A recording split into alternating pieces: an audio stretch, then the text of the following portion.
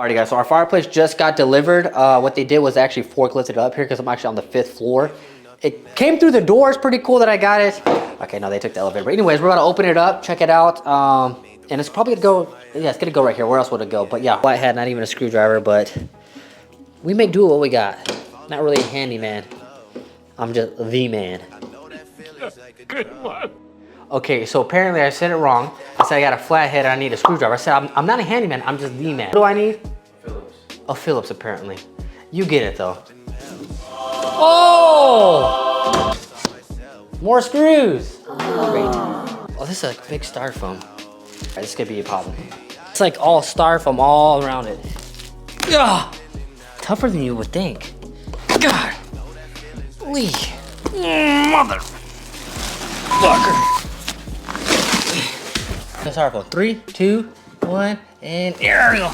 Big boy. 2. He's stuck in there. Get in there. 3. Stick her in there. There you go, bud. Oh.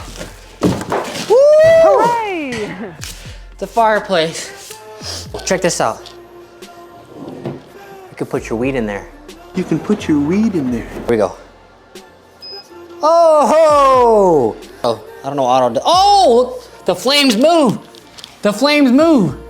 Tell me the vibes just got real good. There's actually a girl behind the camera right now, and